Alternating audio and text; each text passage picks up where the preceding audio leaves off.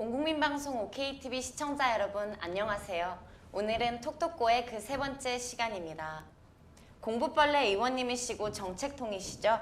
우리 국민의당의 정책위 의장님이신 김성식 의원님 모셨습니다. 의원님 안녕하세요. 반갑습니다. 네. 안녕하세요. 우리 선거구가 서울 관악구 갑 선거구시잖아요. 네. 그리고 16, 17대도 출마를 하셨다가 2008년 18대에 당선되셔서 입선을 하셨고 초선인데 삼선 같은 의원님 역할을 하셨다, 활동을 하셨다. 그리고 의정 활동에서 그 내용을 봐서 백봉 신사상 3년 연속 수상.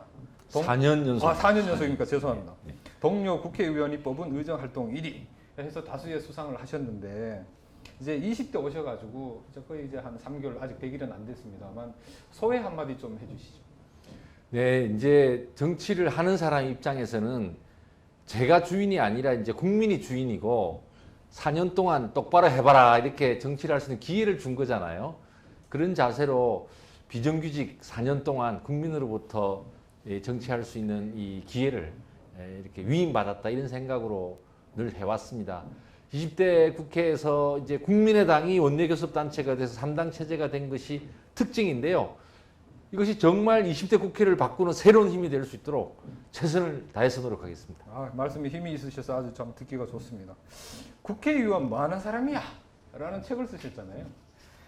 그래서 지금 누가 의원님한테 국회의원이 뭐 하냐? 라고 물으신다면 뭐라고 대답하시겠습니까? 예, 국회의원은 나무 일에 간섭하는 사람입니다. 그냥 국회의원을 하지 않으면 버스 중앙 차선을 만들자 말자, 뭐 어떤 그 업종을 규제하자 말자 이렇게 할 일이 없지 않습니까? 즉 법을 만든다고 하는 것은 우리 국민들이 살아가는 일에 간섭을 하는 것을 의미하는 거거든요. 그런 의미에서 저는 그냥 쉽게 다른 사람 일에 간섭하는 것이 국회의원이다 이렇게 말을 하는데요. 그럼 다른 사람 일에 간섭하려면 어떻게 해야 되겠습니까? 자신이 혼자 잘난 척하지 않고 국민으로부터 항상 간섭을 받을 자세가 되어 있어야 또 국민들 일에 참여를 할 수 있는 거 아니겠습니까? 그런 마음으로 정치를 생각하고 있어요.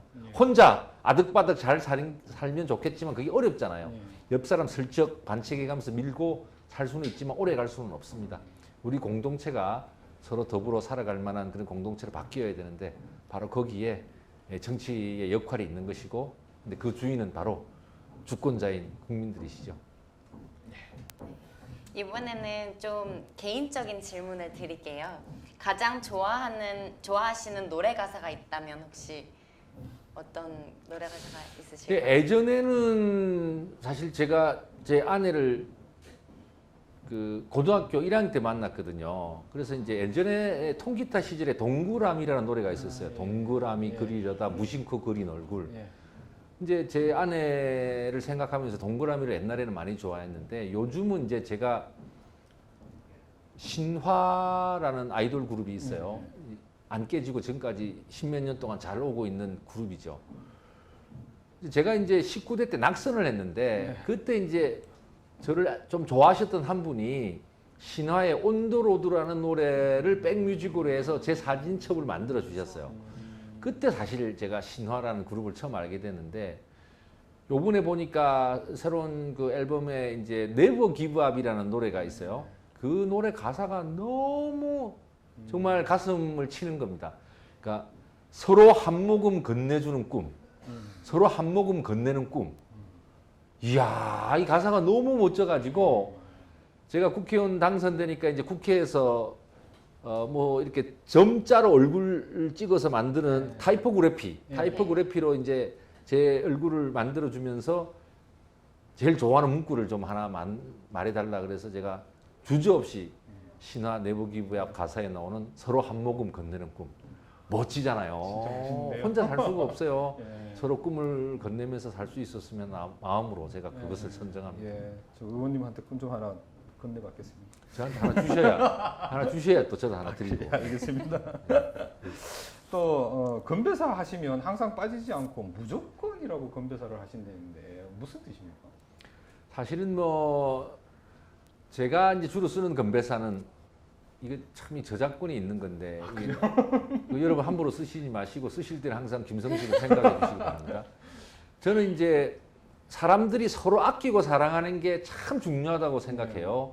그래서 아끼고 사랑하자의 앞자만 따면 뭐가 됩니까? 아끼고 아싸잖아요. 네. 그래서 제가 아끼고 사랑하자 하면 다 같이 전부 아싸 하는 게 이제 저의 구호인데요. 무조건은 요새 이제 새로 지금 우리 정책위에서 새로 유행하는 구호입니다. 내용에 대해서는 다음에 저를 불러주시면 무조건이 뭔지에 대해서 제가 이렇게 풀어드리도록 하겠습니다. 알겠습니다. 다음 빠른 시일 내에 모시도록 하겠습니다. 그러면 다음 문제를 드리겠습니다. 다음 질문은 나는 네모에는 소질이 없다고 생각한다에 들어갈 네모에는 무엇이 들어갈 수 있을까요, 회장님? 예, 춤인 것 같습니다. 춤. 예. 제가 이 노래는 조금 되는 사람입니다.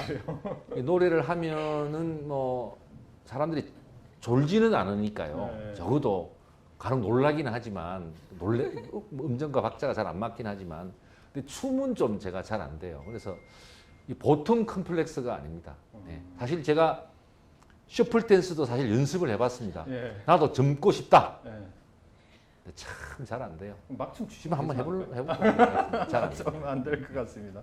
막춤은 언젠가 한번 보고 싶다는 생각이 드는데요. 우리 의장님 얼마 전에 너무 애를 많이 쓰셨는지 대상포진이 온 걸로 알고 있습니다. 예. 근데 그때 뭐 주변에 알리시지도 안 하고 티도 안 내갖고 많이 걱정을 했다라고 하는데 건강은 어떠십니까? 사실은 제가 이 타고난 게 건강이거든요. 저는 어디 아프다는 생각을 잘 안 해봤어요. 또 제가 이제 58년생 개띠인데 밤에 태어났어요. 그래서 개띠가 낮에 태어나면 뭐 이렇게 늘어지게 잠도 자고 많이 얻어먹는데 개띠가 밤에 태어나면 일도 많이 해야 되고 열심히 도둑 잡으러 다녀야 되고 그런데요. 그래서 뭐 일하는 게 이제 저의 말하자면 천부적인 어떤 그 소명처럼 이렇게 생각하면서 지내면서 건강 걱정은 안 했었는데요. 역시 국민의당이 이제 국민들의 희망 속에서 이렇게 38석 기적처럼 만들어 주셨지 않습니까? 사실은 38석 이상의 그 전국적인 지지도를 주셨죠. 26.74%. 정당 투표는 2등을 했지 않습니까? 그러다 보니 좀 정책을 좀 잘해야 되겠다는 생각으로 사실 좀 날밤을 좀 샜더니 대상포진이 왔어요. 저는 처음에 근육통인 줄 알았는데 야 이거 진짜 여러분 정말 이 방송 듣자마자 여러분들 대상포진 예방주사를 꼭 맞으시기 바랍니다. 얼마냐고요? 좀 비쌉니다. 10,000원도 아니고 20,000원도 아니고 10한 7만 원부터 20만 원까지 하는데요. 이거를 특히 좀 간혹 이렇게 밤샘 작업을 하시는 분들은 반드시 맞으셔야 되는 게 이거 안 맞고 걸리잖아요. 한 달은 답이 없습니다.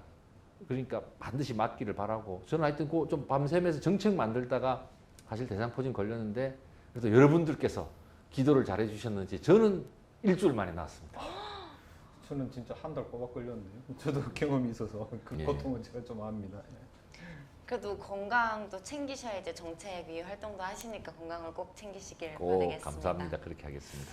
다음에는 스피드 OX 퀴즈를 좀 드릴게요. 총 10문제가 있고요. 각 문제 끝에마다 O, 해당하면 O 아니면 X를 빠르게 들어주셨으면 좋겠습니다. O도 아니고 X도 아니면 어떡합니까? 세워 드시면 됩니다. 이렇게. 네, 알겠습니다. 한번 시작해 보겠습니다. 네. 1번 준비해 주시고요. 이렇게 네, 양손으로 네. 준비해 주시고요. 1번 나는 관리형 인간보다는 탐구형 인간이다. 나는 할 말은 해야 한다는 성격이다. 나는 몸이 3개였으면 한다. 나는 민생에는 여야가 없다고 생각한다. 나는 아내 말이라면 무조건 오케이다. 아 고민이 좀 심하신데. 눈치 보시는 것 같은데요 지금? 나는 섬 여행을 좋아한다. 나는 정치를 때려치고 싶었던 적이 있다. 나는 연태고량주를 좋아한다. 아니. 철저하게 준비한 질문입니다, 이모님. 나는 신화 콘서트에 가고 싶다. 마지막 질문입니다. 나는 유재석보다 비주얼이 조금 더 낫다. 예, 10문제 맞히셨습니다. 의외보다 너무 좀 좋아하시는 것 같아서 자, 할 말은 해야 하는 성격이다. 좀 그런 뉘앙스, 이미지가 좀 전달되는데요. 혹시 국회의원 되시고 나서 뭐 하실 말씀을 못해서 끙끙 앓으신 적이 있으십니까? 물론 이제 할 말도 매일 하면 소음이 되잖아요. 그러니까 필요할 때 해야 되는 거고 또 할 때는 자신의 온 몸을 걸고 해야 됩니다. 지나가듯이 툭 한마디 하는 것은 그건 아니거든요. 말을 하면 반드시 그렇게 되도록 저는 그 노력을 해야 된다고 생각하는데 그런 측면에서 지금이 과연 내 모든 걸 걸고 이걸 바꾸자고 해야 될 때인가 뭐 그럴 때는 다소 망설임이 없는 것은 아닙니다만 하여튼 뭐 한 마리 연어가 거슬러 올라가듯이 물을 거슬러 올라가듯이 아까도 말씀드렸지만 정치하는 사람은 자기 잘난 맛에 정치하는 게 아니라고요. 저는 항상 내 마음속에 넣고 있지만 이 국민으로부터 위임받은 거거든요. 이번 총선을 치를 때도 제가 이제 국민의당 후보로서 이 서울대 전철역 사거리 막 이렇게 다니다 보면 젊은 이제 아기를 안고 간 한 그 뭐랄까 그 젊은 부부죠. 젊은 부부가 저보고 하는 얘기가 정말 정치 좀 잘해달라고 우리 이 아이가 가진 것 없이 태어나도 좀 살만하다고 이 사회가 그렇게 할 수 있도록 좀 정치를 잘해달라고 이렇게 이야기를 하시거든요. 세상이 조금씩 이렇게 바뀌어가야 또 지금은 양극화도 심하고 불평등도 심하고 그렇기 때문에 희망을 좀 드려야 되는데 이제 그러려면은 바꿔야 되거든요. 그래서 기득권에 대해서도 좀 할 말을 하고 권력을 가진 분들에게도 부패하지 말고 그 끼리끼리 권력자들끼리 그 짬짬이 하지 말고 정말 국민들 소리를 들으라고 대신해서 외쳐줘야 되거든요. 뭐 그런 각오는 앞으로도 각오는 되어 있고 앞으로도 계속 그렇게 할 겁니다. 근데 다만 이제 저 자신의 뭐 이익을 위해서 고함 칠 일은 없고요. 뭐 기왕 지금까지 뭐 집도 한 채 없이 사는데 뭐 열심히 또 이렇게 그냥 저를 위한 일보다도 좀 우리 공동체가 좀 살만나면 좋겠어요. 자살률도 좀 줄어들고요. 구의역에서 그런 비참한 일이 반복되지 않았으면 좋겠고. 그래서 저는 제 컴퓨터 앞에 딱 붙여놨습니다. 왜 구의역 사건이 났을 때 이제 많은 젊은들이 가서 추모 포스트잇을 붙였잖아요. 그 추모 포스트잇은 너의 잘못이 아니야 라는 포스트잇 기억이 날 거예요. 나 그 포스트잇 보고 너무 감동 먹었어요. 그래서 제 컴퓨터 밑에다가 딱 그냥 너의 잘못이 아니야 그때 붙였던 포스트잇 붙여놓고 있습니다. 하여튼 뭐 100% 다 잘할 수 있겠습니까? 모든 것을 어떻게 단기간에 다 해결하겠습니까? 근데 매일매일 그런 마음을 잊지 않고 이렇게 정치를 해보려고 합니다. 그리고 이것이 우리 국민의당 의원님들 또 당직자들의 모두의 마음일 겁니다. 네, 또 아내 말이라면 무조건 오케이다에 X를 하셨습니다. 사실은 제가 좀 정치를 할 수 있었던 데는 고1 때 만났던 저희 아내가 사실 제가 좀 이렇게 제가 민주화 운동도 하고 이후 정치도 하고 그랬거든요. 그러니까 뭐 제가 돈을 벌었겠습니까? 뭐 감옥도 가고 뭐 이렇게 했으니까 좀 아내한테는 제가 많이 이렇게 큰 차원에서 인생의 빚이 너무 많죠. 그럼에도 불구하고 아내 말을 다 이렇게 들을 수가 없는 것 같아요. 근데 엄밀한 의미에서는 사실은 제가 나이 먹으면서 비로소 철이 드는 것 같아요. 그전에는 사실은 아내가 얼마나 소중한지, 어떻게 가정에서 좀 이렇게 서로 평등하게, 그러면서 알콩달콩 살아야 되는지, 이런 부분은 솔직히 말해서 굉장히 부족했던 것 같아요. 어떻게 하면 좀 우리 사회가 민주화되고 또 좀 정의로워질 것인가, 이런 좀 뭐랄까 조금 뭐 그런 데 관심을 쏟다 보니 진정한 그 가까운 곳에서 제가 아내한테 좀 남편으로서 도리도 다 하고 이러지는 못했던 것 같아요. 근데 요즘에 와서는 제가 이제 철이 좀 나가지고요. 거창한 사회적인 구호를 이렇게 떠드는 게 중요한 게 아니라 말하지 않지만 가슴 속에 있는 얘기를 느낄 줄 아는 그 정도의 촉은 갖고 살아야 되겠구나. 요즘 반성 많이 하고 삽니다. 좀 배워야 될 것 같습니다. 너무 멋있으신 것 같아요. 나는 섬여행을 그러니까 섬여행을 좋아하신다고 하셨는데 혹시 인상에 남으셨던 뭐 여행지 중에 뭐 섬이 특별히 있다고 하신다면? 제가 어떤 특정 섬을 추천하기는 그렇고요. 왜 그러냐면 대한민국 섬들이 너무나 아름답습니다. 대한민국 섬들이 약 3,000개가 훨씬 넘거든요. 그리고 전남 앞바다에만 1,000개가 넘습니다. 그래서 경남에서부터 뭐 전남을 거쳐서 이렇게 서해안 일대까지 참 좋은 섬들이 많거든요. 근데 제가 이제 하나 권해드리고 싶은 것은 섬에 갈 때는 좀 마음을 넉넉하게 갖고 가셔야 돼요. 그러니까 때로는 바람이 불어서 배가 못 들 수도 있다라는 생각으로 그럴 때도 나는 섬 주변을 걸으면서 이 모든 걸 내 가슴께 담고 가리라는 여유를 좀 갖고 가시기를 바라고 섬에 가시면 반드시 정상에 올라가시기 바랍니다. 섬 꼭대기에 올라가면 전혀 다른 세상을 보십니다. 산도 산이잖아요. 섬 정상에 올라가면 산이고 섬 해안선도 다 보이고 옆에 있는 바다도 보이고 옆에 있는 섬도 보이고 또 그 옆에 있는 섬도 보입니다.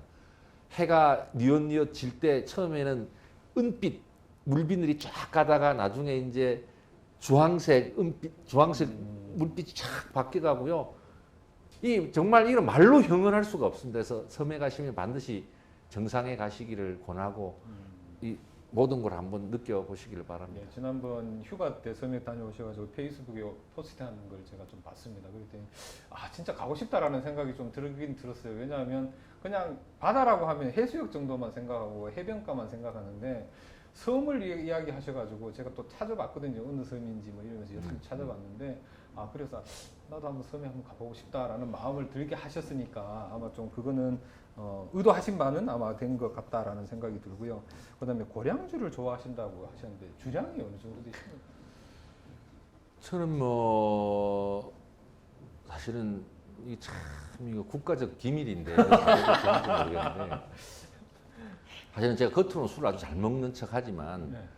소주 석 잔 이상 먹으면 대체로 1시간 이내에 이렇게 좀 자는 경우가 많습니다. 그러니까 이 알코올을 분해할 수 있는 효소가 너무 부족하다는 판정을 받아서 제가 그 술을 잘 못하는데 다만 특정 고량주는 이게 제가 아직 저 모델료를 안 받았기 때문에 그 상품명 특정 고량 상품명은 제가 말할 수가 없고 모델료를 받으면 이제 제가 얘기를 할게요. 근데 특정 땡땡 고량주는 특별히 맛있어서 조금 더 많이 먹곤 합니다.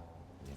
근데 제가 이제 소주가 7잔이라는 걸 어릴 때부터 알았는데요. 저희 아버님이 이제 트럭 운전을 하셨어요. 예전에 트럭 운전하시는 분들은 요즘처럼 운전만 하시는 게 아니라 차 밑에 들어가서 수리하는 거, 차에 짐 실어 올리는 걸 다 하셨어요. 그러니까 우리 아버님 힘들으신 거죠. 그러니까 이제 집에 늦게 들어오시면 꼭 소주를 한 잔 하고 주무셨어요. 제가 어릴 때 기억이 생생합니다. 성씨가 소주 한 병 사와라. 일주일마다 꼭 딱딱 돌아갔어요. 그래서 아 소주에 7잔이 나오는구나라는 걸 제가 어릴 때부터 알았는데 아버님도 소주 하루에 딱 한 잔만 드셨어요. 2잔도 안 드셨어요. 그러니까 이제 체질적으로 이렇게 알코올 효소 분해 효소는 좀 적다는 거는 이제 확인된 거죠. 하나 더 하지? 마지막에 유재석보다 비주얼이 더 낫다고 하셨는데요. 되게 망설이시다가 큰일 날 소리를 하지 마시고 뭐 우리 유재석 씨야 지금 뭐 우리 국민들 모두가 사랑하잖아요. 제가 볼 때 유재석 씨보다 설사 제가 조금 이래 낫다 하더라도 되게 이렇게 우리 온 국민 방송을 온 국민이 보고 계시는데 제가 어떻게 감히 제가 낫다고 말을 할 수가 있겠습니까? 그래서 유재석 씨가 퍼스트고 제가 국민 MC 국민 의원이십니다. 괜찮을 것 같은데요. 네 다음에 제가 좀 잘 활용하도록 하겠습니다. 예, 이렇게 해서 OX에 대한 작은 질문들은 좀 나눠봤고요. 원래 이제 되돌아오면 평상시에 내 인생에 있어서 이거야말로 참 감사하다라고 느낀 부분이 있으시다면? 참 이게 표현이 어떤지 모르겠는데 제가 이제 섬 여행을 하거나 또 낙선했을 때 제가 배낭여행을 많이 다니는데요. 이 가시다 보면 폐교가 된 학교들이 많습니다. 지금은 이제 학생 수가 줄어서. 근데 시골이든 섬이든 폐교가 된 학교의 특징이 뭐냐면 그 시골에서 그 섬에서 가장 양지 바르고 가장 좋은 곳에 학교가 있습니다. 즉 일제 강점기를 거쳐서 해방이 막 되었을 때 왜 가난했잖아요. 그런데도 그 가난했던 우리 국민들이 조금씩 다 추렴을 해서 가장 양지 바르고 좋은 곳에 초등학교들을 다 지었어요. 야, 이게 내가 여행하면서 다니는 거 느낀 건데요. 대한민국 국민들 대단하신 거죠. 그때 뭐 먹을 게 없었잖아요. 광복 직후에. 그런데도 우리 아이들은 먹고 살게 해야 된다. 가르쳐야 된다. 그 밭대기, 땅대기 조금씩들 다 내서 지금 저 학교들을 다 만드셨거든요. 지금은 폐교가 되어 가고 있습니다. 나는 그렇게 다니면서 이야, 이런 마음이 오늘날 대한민국의 저력이니까 우리가 그런 국민 한 사람 한 사람을 자꾸 구별짓고 갈라치고 이럴 것이 아니라 그 다양하게 살아가는 그 국민들의 자긍심, 또 우리 공동체에 대한 사랑 이런 거를 좀 더 커지게 할 수 있도록 그때 광복 직후에 아무것도 없을 때 조금씩들 다 내서 학교를 만들던 그 마음이 다시 한번 이 대한민국에 살아날 수 있도록 네, 좋은 정치를 좀 부탁드리겠습니다. 너무 멋있으신 것 같아요. 그러면 우리 국민들을 위해서 많은 정책을 이제 만드시고 하셨었는데 그 민생 정책들 중에서 가장 자신 있게 생각하시는 정책이 있다면 민생 정책을 특별히 생각하시는 게 있다면 사실은 뭐 참 어려운 질문입니다. 근데 저는 이제 그 민생 정책 중에 지금 가장 중요한 건 사실 일자리 정책인데요. 지금 일자리 또한 정규직, 비정규직으로 나눠져 있고 청년들 경우에는 4차 산업혁명 이런 것과도 연관이 되어 있어서 자꾸 이제 손으로 하는 일이 줄어들고 그러잖아요. 그러니까 일자리가 전반적으로 부족한 상태에 있는 데다가 한 번 비정규직이면 80%가 계속 비정규직입니다. 10명 중에 2명만 정규직으로 전환이 가능해요. 그러니까 결사적으로 좋은 직장을 구하기 위해서 뭐랄까 대학도 5학년, 6학년 다니고요.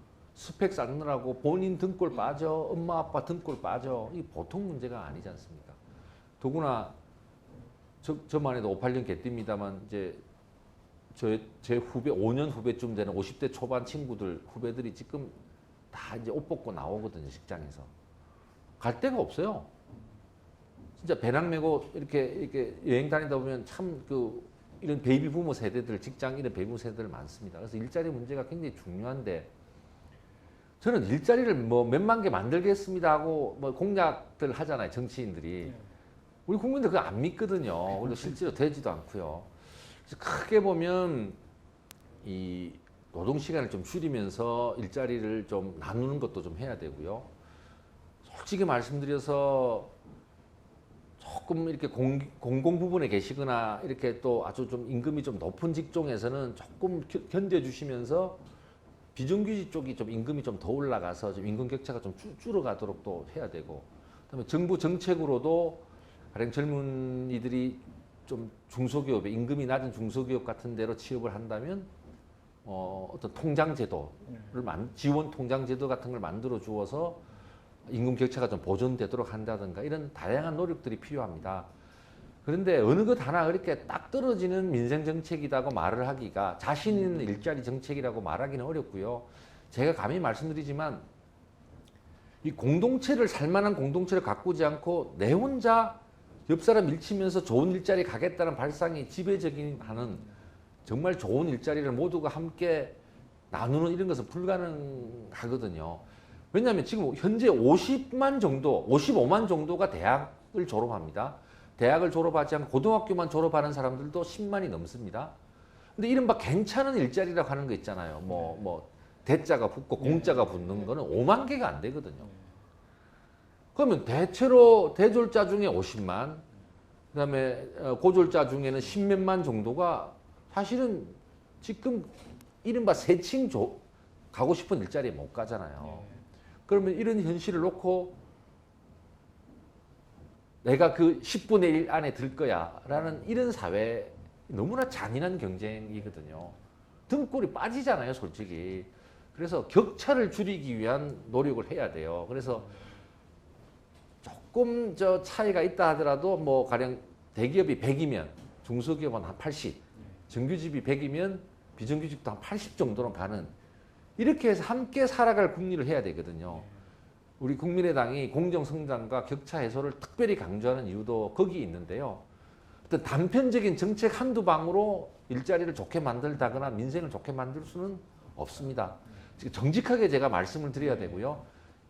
정책을 좀 종합적으로 패키지로 하고 정직하게 하면서 단계적으로 좀 나아지는 이런 그 서로가 양보하면서 일자리도 좀 다 가고 싶은 일자리로 좀 격차가 없는 일자리를 만들어 나가는 이런 노력을 함께 해야지. 아이고 뭐 대충 해서 뭐 일자리 몇십만 개 만들겠습니다. 그건 전부 거짓말이니까 저는 적어도 국민의당은 적어도 그런 거짓말은 안 하려고 하고요. 격차를 줄여 나가고 공정 성장의 기반을 만들어 나가고 또 한꺼번에 고복지로는 못 갑니다만 이 현재처럼 너무 낮은 저복지도 안 되잖아요. 그러면 중간 수준의 중복지를 목표로 해서 정직하고 착실하게 나아가는 거, 공정 성장 격차 해소 중복지 이것이 이제 큰 민생의 틀입니다. 여기에 맞추어서 하나씩 해 나가 보겠습니다. 예, 의장님께 좀 기대를 많이 해야 될 것 같습니다. 포인트만 말씀하셨고 역시 또 정책 부분을 맡고 계셔서 그런지 구체적으로 아주 열변을 토하시는 것 같습니다. 그러니까 지금 하신 말씀은 어떻게 보면 저희들이 좀 중장기적인 어떤 방향이고 이런 거잖아요. 근데 지금까지 정책위 일을 하시면서 한 3개월 정도 됐습니다만 이건 진짜 참 잘했다. 라고 하는 정책이 뭐 몇 가지 제 생각, 이 정도는 나오겠다라는 생각은 좀 있는데요. 그래도 의원님이 생각하시는 그 정책, 요건 진짜 잘했다, 좋은 정책이다라고 하는 거 있으면 한번 말씀해 주시죠. 네, 우리 뭐 온국민 방송을 보시는 이제 우리 시청자 여러분도 느끼시겠지만 우리 이제 의석수가 38석이고 다른 정당들은 이제 120석이 넘으니까 아무래도 이제 거기 언론에 좀 보도를 많이 해줘요. 근데 제가 감히 말씀드립니다만 알짜 민생 정책은 다 국민의당에서 나온 겁니다. 맞습니다. 사실은 저 조선업 요새 구조조정 생기잖아요. 한전이 회원도 며칠 전에 법정 관리 들어갔고요. 많은 실업자가 생겨서 이 실업자 대책을 위해서는 추가 경정 예산안이 필요하다. 그 다음에 지금 저 그동안 부실 폭탄 돌리기를 해오다 보니까 우리나라 국책은행들이 이제 망가져 있거든요. 예. 이 국책은행에 구제금융을 하면서 한국은행 윤정기를 돌리겠다 그랬어요. 처음에 정부가. 한국은행 윤정기를 돌리면 어떻게 됩니까? 여러분 보게트에 있는 호주머니에 있는 돈이 n분의 1로 무타기가 되는 거예요. 그래서 그렇게 하면 안 되고 재정으로 딱 타겟팅을 해서 그 구제금융도 해야 된다고 주장했죠. 38석의 야당의 주장이 처음에 누가 듣긴 했습니까? 근데 이번 추경은 결과적으로 우리 국민의당의 주장대로 와 있고 지금 본회의 통과를 눈앞에 두고 있습니다. 뿐만 아니라 전기료 그 가정용 전기료 누진 폭탄, 야 정말 이거 저희가 한 달 이상 연구를 해서 7월 말에 이제 가장 먼저 문제 제기를 했죠. 정부도 처음에는 뭐 4시간만 트세요 하다가 국민들한테 혼이 나가지고 이제 임시적으로라도 한 발 후퇴했지 않습니까? 예, 국민의당은 여기에 머물지 말고 가정용 전기료 누진 폭탄 문제를 제일 먼저 제기한 만큼 보다 확실히 영구적으로 그 누진 폭탄 문제가 해결될 수 있도록 노력하겠고요. 기억하시겠지만 처음에 이 정부가 미세먼지 문제가 제기됐을 때 뭐 고등어다, 뭐 돼지고기 삼겹살이다, 뭐 그랬잖아요. 그래서 저희 국민의당에서 그게 아니고 지금 석탄 화력 발전이 가장 큰 문제이고 이것을 줄여가기 위한 노력을 하면서부터 다 같이 미세먼지를 줄이기 위한 부담도 함께 지면서 노력을 하자는 정직한 문제 제안을 했어요. 그 후로 정책 방향은 석탄 화력을 어떻게 통제할 것인가 이 문제로 돌아왔죠. 그다음에 저출산 문제를 해결하기 위한 여성들의 그 출산 휴가를 늘리고 남자들도 이 육아휴직을 해야 가정에서 아기를 많이 낳고 육아 부담이 없거든요. 그런 걸 실질화하고. 근데 출산 휴가를 썼는데 전후로 해고를 시키면 마음 편하게 휴가를 못 가잖아요. 그런 것도 이제 고칠 수 있도록 또 이것은 또 입법도 다 했고 제가 좀 자랑을 하려면 한도 끝도 없습니다. 요 정도만 하겠고요. 앞으로는 이제 청년 정책, 노인 정책, 또 여성 정책 이런 분야도 열심히 챙겨보겠습니다. 그렇게 해서 당장 모든 것은 해결할 수는 없어도 그래도 절망하지 않고 같이 좀 살아갈 수 있는 그런 그 희망을 만들 수 있도록 최선을 다해보겠습니다. 의원님께서 국민들을 생각하셔서 이런 정책 연구를 끊임없이 하시고 이 정책 연구에 대한 열정이 너무 존경스러운 것 같습니다. 그래서 이제 의원님께서 정치를 시작하신 지 좀 되셨는데 정치인으로서 가장 영광스러웠던 순간은 언제셨는지 또 후세대에게 어떤 정치인으로서 이제 기억이 되기를 원하시는지 한마디만 해주신다면. 예. 저는 제가 가장 정치하면 영광스러운 것은 이번에 20대 총선에서 국민의당 후보로 당선된 겁니다. 당선시켜 주신 겁니다. 사실 보통 이제 왜 선거 끝나고 나면 주민들이 이제 길거리에서 만나면 축하합니다라고 인사하는 게 보통이잖아요. 근데 우리 관악구 주민들께서는 제가 이제 뭐 당선되고도 이제 좀 고마운 마음에 지하철역에서도 한 인사를 꽤나 오랫동안 했었어요.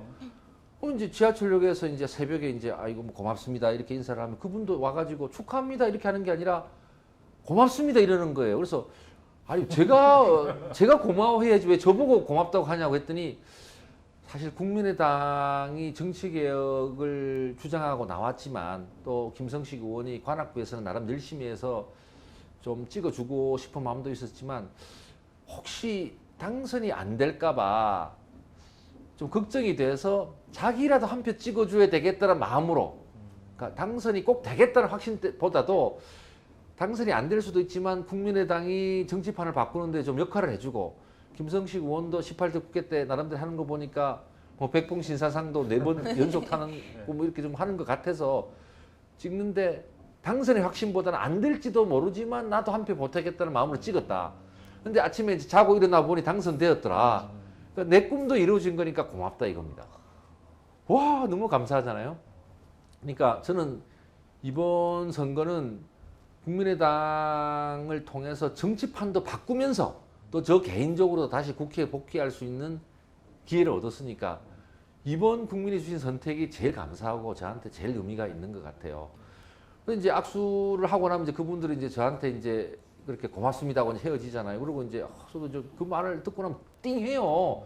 찡하잖아요. 그리고 이러있으면 그분이 또 다시 지하철역 들어가려다 쫓아와서 저보고 하는 얘기가 툭 치면서 정말 잘해야 됩니다. 이번에는 이러고 가요. 제가 이제 그런 마음은 좀 잊지 않고 싶고요. 제가 정치를 그만둘 때 김성식이 뭐로 기억이 나면 좋을까? 참 어려운 얘기입니다. 근데 다만 이제 저는 제가 무엇이 될지는 솔직히 잘 모르겠고요. 항상 좀 이렇게 정직하게 국민들의 문제를 해결하기 위해서 애를 썼다. 뭐 그런 정도면 저는 족한 것 같고요. 뭐 하여튼 의롭게 정치하려고 했던 김성식 뭐 이런 정도만 기억해 주셔도 저는 뭐 원도 한도 없을 것 같아요. 예. 의로운 정치인 김성식으로 남았으면 좋겠다. 예. 이제 조금 마무리되어야 될 시간이 된 것 같은데 아직 추경 관련해서 아직 본회의 통과를 못했습니다. 땅땅땅 안 했는데 추경 관련해서 이 말은 꼭 해야 되겠다라는 한마디 있으시면 한마디만. 예, 저는 새누리당, 민주당 또 우리 국민의당 모두가 사실은 이 국민으로부터 어쨌든 선택을 받아서 국회를 더불어서 구성하고 있잖아요. 그래서 저는 이 추경 문제를 떠나서 저 자신을 포함해서 우리 국회의원 모두에게 호소하고 싶은 게 하나 있습니다. 지금 우리 앞에 놓여져 있는 국가적인 아젠다 혹은 국민적인 정책 과제는 한 정당 한 정권이 밀어붙여서 해결할 수 있는 것은 하나도 없습니다. 우리 국민들께서 너무나 열심히 살아오셔서 우리 산업화도 하고 민주화도 이룬 유일한 식민지를 경험한 나라였잖아요. 얼마나 자랑스럽습니까? 근데 산업화도 민주화도 일단은 보면 좀 밀어붙이는 이슈였어요. 갈등 속에서 여기까지 왔죠. 근데 지금 남아있는 저성장 문제를 어떻게 해결하고 양극화를 어떻게 해결하고 저출산 고령화를 어떻게 해결하고 정규직 비정규직 문제를 어떻게 해결하고 여기에 보수가 어디에 있고 여기에 진보가 어디에 있고 여기에 영남이 어디에 있고 여기에 호남이 어디에 있고 저는 아무 소용이 없다고 생각합니다. 모든 정당들이 서로 양보하고 조율해서 국민적 합의를 이끌어내는 것. 저는 이것이 우리 앞에 놓여져 있는 이런 과제를 해결하는 길이지 뭐 집권했다고 혹은 다수당이라고 해서 막 밀어붙여서 해결할 수 있는 일은 아무것도 저는 없다고 생각합니다. 복지국가의 문제만 해도 그렇죠. 좋은 복지국가를 가려면 우리 국민들이 다 같이 세금도 조금씩 내면서 그 권리를 갖고 복지를 시혜로 받는 것이 아니라 나 시민이야. 나 세금 낸 사람이야. 복지 제대로 내한테 해줘. 라는 당당한 권리로 복지를 주장해 나갈 때 또 그럴 때 국가의 가계부 살림살이 잘못된 것도 제대로 따질 수 있지 않습니까? 저는 그런 차원에서 이런 문제 또한 모든 정당들이 함께 머리를 맞대고 풀어가야 된다고 생각합니다. 요컨대 앞으로 놓여져 있는 과제들은 이제 산업화 민주화 시대를 지나서 복합적이고 융합적인 과제들만 남아 있습니다. 모든 정당들이 잘난 척 그만하고 정말로 표 되는 얘기, 표 안 되는 얘기를 정직하게 함께하면서 100% 자기 주장보다 80%가 서로 타협이 되면 그것을 통해서 즉각적으로 국민의 어려움을 굵은 문제부터 하나씩 하나씩 풀어나가주는 거 있잖아요. 저는 이것이 20대 국회의 3당 체제를 만들어준 국민의 뜻이라고 생각하고 또 20대 국회 총선에서 또 기존 정치를 심판했던 국민의 뜻이라고 생각합니다. 그래서 우리 국민의당도 그런 노력을 할 거고요. 모든 정당들도 이제는 이제 좀 겸손하게 너무 빡빡 진영 논리나 자기 주장 우기지 말고 우격다짐 해봐야 국민들은 다 아는데요. 이제는 이제 정직하게 머리 맞대고 한번 서로 양보하면서 좋은 정책을 정치적 합의로 좀 풀어갔으면 좋겠습니다. 오늘 아마 마지막 질문이 될 것 같습니다. 김성식의 꿈 이렇게 해서 좀 SNS를 찾아봤더니요. 21세기 정책 디자이너가 꿈이다 라고 말씀을 하셨더라고요. 콩은 제가 다 잡아놨죠. 이 꿈 아직도 유효하신 거죠? 네, 그렇습니다. 저는 사실 학교 다닐 때 민주화 운동을 했고요. 감옥도 갔다 오고 이랬는데 그러면서 제 생각이 독재자랑 싸우다 보니까 제 생각도 딱딱해지던 걸 경험을 했었어요. 그러니까 저 스스로가 민주화가 되면서 제 낡은 생각, 딱딱한 생각도 버려야 했습니다. 지금 21세기 이 스티브 잡스가 만든 이 휴대폰 이것으로 우리 생활이 얼마나 바뀌어져 있습니까? 앞으로 또 많은 기술 혁신에 따라서 현재 있는 일자리의 대부분은 바뀌고 사라질지 모릅니다. 그러니까 옛날의 고정관념으로 정책을 한다든가 우리 삶을 이야기한다는 것이 매우 우스꽝스러운 거죠. 그런 의미에서 제가 감히 21세기 정책 디자이너가 되고 싶다. 뭔가 분명히 완전히 바뀌는 느낌 아닙니까? 예. 요즘 인공지능 이야기도 많이 나오고 있습니다만 인공지능 문제는 과학기술만의 문제가 아니라 우리가 서로 어떻게 살아가고 분배를 어떻게 하고 국가의 책임은 어디까지고 개인의 책임은 어디까지고 이 모든 것을 새롭게 정해야 되고 국가 안에서 할 일, 국가 간에 서로 협력해야 할 일이 무엇인가를 새롭게 정해야 될 일이잖아요. 이런 무궁무진한 과제에 한번 도전해 보는 것은 보람이 있는 일 같아요. 예, 가치 있는 일일 것 같습니다. 한번 뭐 실력이 들통나서 뭐 좀 결과가 뭐 신통찰 망정이라도 꿈이야 뭐 제대로 꿔볼 수 있는 거 아니겠습니까? 네. 제가 뭐 그 꿈꾸는데 뭐 제가 여러분 돈 뺏은 것도 아니고 그렇잖아요. 그러니까 도와드리고 싶습니다. 네. 21세기 정책 디자이너로서 변화하는 새로운 문명과 우리 국민들의 삶을 어떻게 좀 함께 결합해서 고민할 수 있을지 잘 해보겠습니다. 예, 그 꿈 꼭 이루어가는 과정이라고 생각하고요. 그리고 그 꿈 다 이루고 나서 다시 배낭 메고 대한민국의 섬 진짜 끝내줍니다. 돕겠습니다. 예, 다 같이 한번 같이 가요. 예. 오늘도 이제 시간이 맞춰야 할 시간입니다. 이렇게 멋진 꿈을 가지신 우리 김성식 의원님께서 우리 국민의당에 계시다는 그 자체가 얼마나 자랑스럽고 멋있는지 이제 느끼게 되는 것 같습니다. 감사합니다. 네, 흔쾌히 출연을 또 허락해 주시고 내면의 이야기도 가감없이 말씀해 주시고 들려주신 김성식 정책의장님 감사합니다. 감사합니다. 감사합니다. 그리고 네. 실시간으로 시청해 주신 시청자 여러분 그리고 다시 보기로 시청해 주신 시청자 여러분 감사합니다. 다음 4번째 시간에는 조배숙 의원님과 또 찾아뵙겠습니다. 시청 많이 해주시고요. 안녕히 계십시오. 감사합니다. 감사합니다.